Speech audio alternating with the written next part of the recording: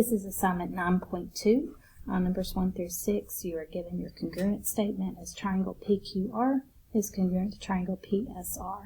You're completing the congruent statements indicating what the corresponding sides and angles of the two triangles are and stating that they're congruent. So when you're given the angles here, those come from the first triangle, and you're looking at what order that is in the statement and looking for the same letter in the other triangle that would correspond to it. So angle Q is the middle letter, so you would look for the middle letter here. It's corresponding and congruent to angle S. P is the first letter, so it is corresponding and congruent to angle P in the second triangle. Now it won't always be that the same letter is congruent to itself, so don't just assume that if they both have a P in them that means P is congruent to P in the other triangle. That will not always be true. It's just that they're in the same place in this one. R is the last letter, R is the last letter, so again they're congruent, but that would not mean that would always be the case for two angles that are named the same letter.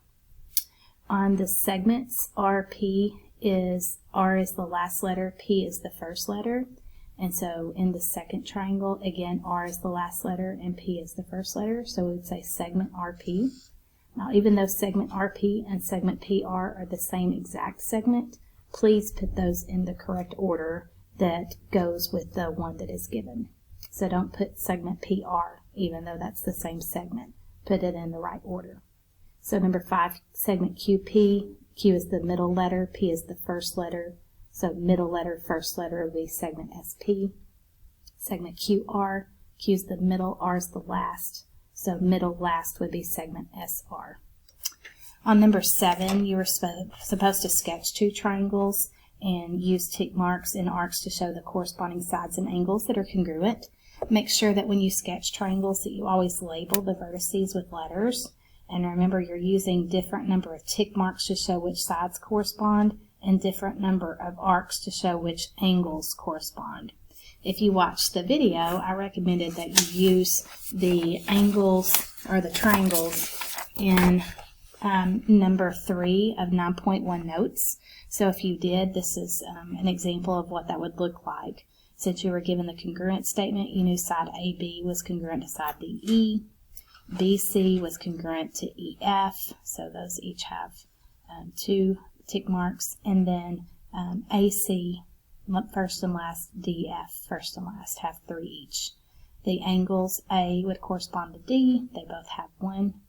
B corresponds to E, they both have 2, and C corresponds to F, they both have 3. On number 8 on the homework, it says given two triangles with corresponding angles and sides as marked, why is it not possible to conclude that the two triangles are congruent? Well, you have two sides of each triangle and an angle in each triangle. And the problem with this is the angle that you're given is not in between the sides that are given. So the only time two sides and one angle works is when it's SAS, and that means that the angle's between them. Remember, that's called the included angle. But since this is not the included angle, this would be one of those SSA times, or spelled the other way. And remember, that is not a valid shortcut. SSA does not work. On number 9, it tells you to add one set of marks in the diagram in order to obtain a pattern that would show the two triangles are congruent. You actually have two options here. You can use a set of side links showing that this side is congruent to this side. And so if you chose to do that set of marks, just one set of marks, then the shortcut that you used was SSS. SSS. So when it says indicate the congruence postulate, you're saying you're using SSS.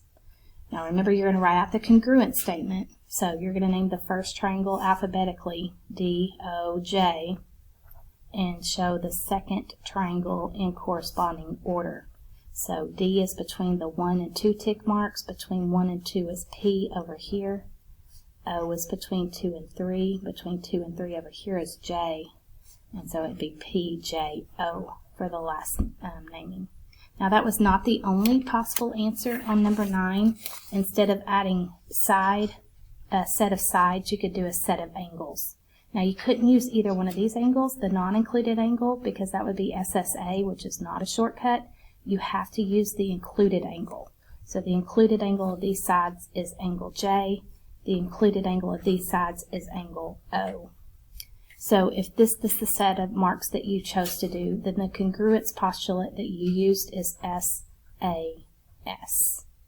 The congruence statement would not change. It would still be triangle DOJ is congruent to D is between the sides with 1 and no tick marks. Again, that would correspond to P over here. O is between none and 3. Between none and 3 over here would be J. So it again would be PJO. So whatever set of marks you chose did not change the congruent statement.